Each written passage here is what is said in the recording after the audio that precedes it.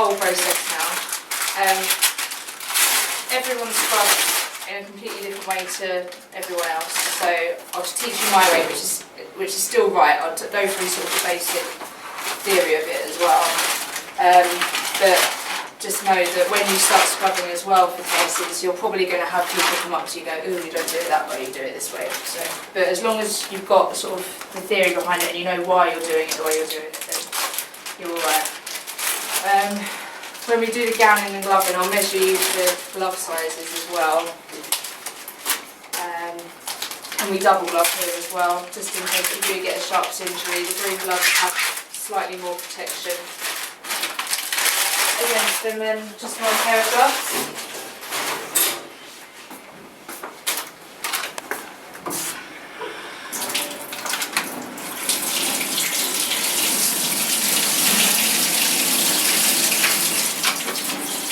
Yeah, get the temperature right.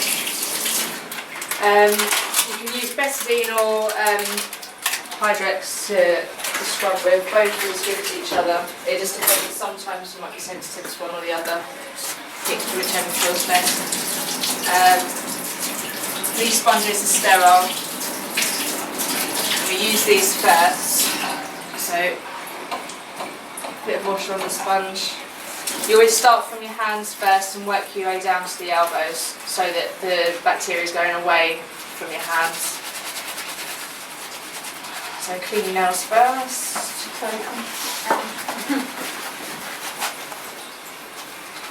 You'll see a lot of the surgeons as well, like come in, wash your hands for like 2 seconds and that's it. But yeah, don't do it that way. Because if we catch you doing it that way, we'll make you scrub all over again, and then you'll miss the case. So yeah, got to make sure your nails are really clean as well, because these are the dirtiest part.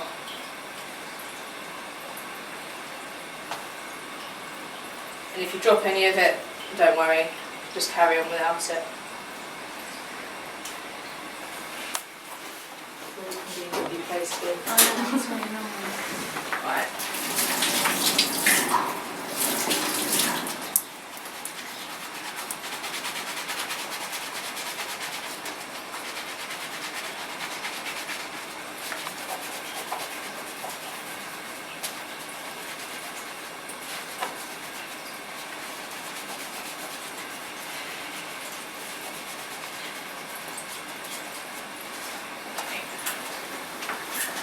So yeah, like I said, once you've gone down to the elbows, you never go back up. The first stage of the scrub is you have to wash your hands up to your elbows for a minute, and you do the, what is it, the 6 or 7 stage hand washing technique, so which you should all hopefully already know. So yeah, up to your elbows for a minute.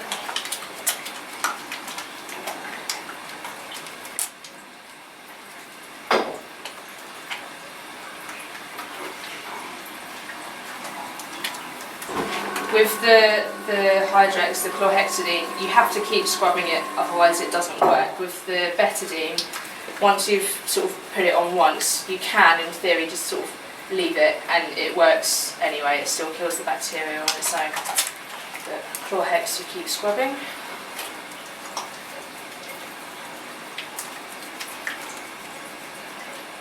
And then rinse it off from the fingertips down to the elbows. And don't sort of bring your arm back through the water, because again it can bring the bacteria back up to your hand. So second stage, so this is always sort of 1 or 2 sort of handfuls. Again, start with your hands again. Try and get it to foam up as much as possible. It's quite difficult with this stuff.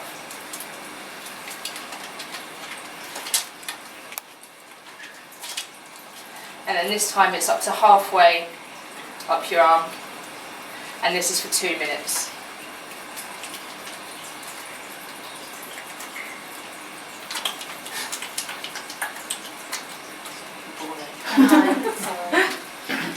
Yeah, thanks. It always seems like the longest 3 minutes of your life. It really is. Yeah. Yeah, when you lot do it, we will time you all. Yeah. So it's a lot longer than you realise.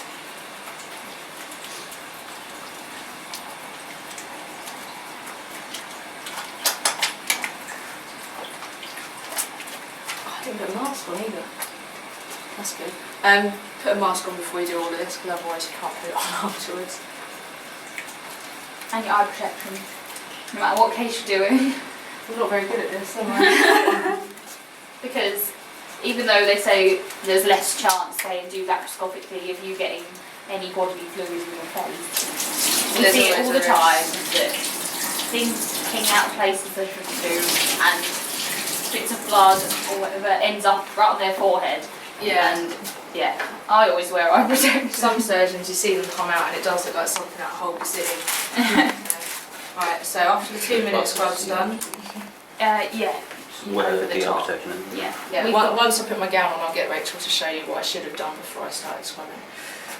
So yeah, so you use 1 towel each for each arm, so, and you keep the sides separate. You don't sort of screw it up and keep using it, kind of thing. I'll show you properly with the other one.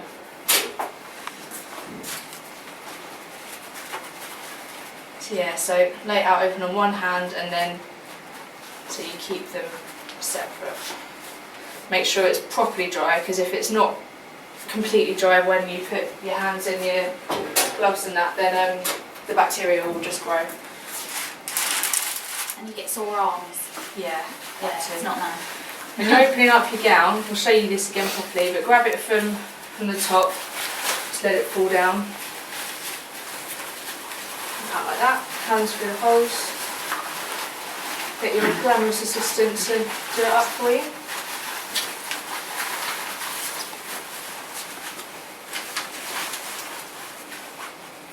So if you ever do somebody else up, just do the top, and then inside there's another tag. Either it'll be a tie-up one or a popper, and you just attach it to that.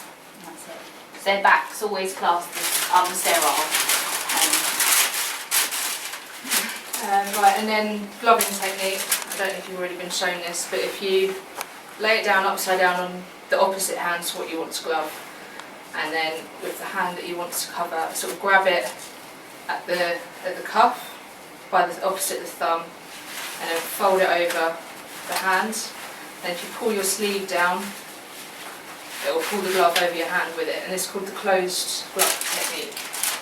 So I'll show you again with this one. So out on your hand, you want to grab it just where the thumb is of that glove and fold it over.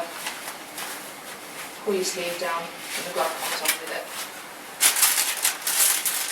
And then same with the second pair.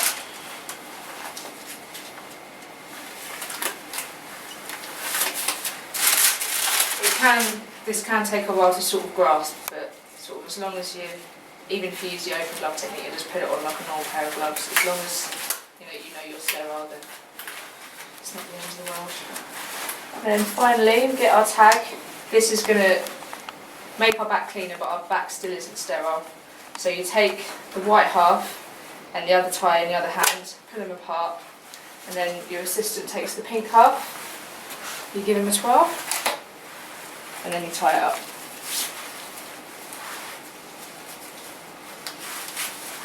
There you go. All good. And that's it.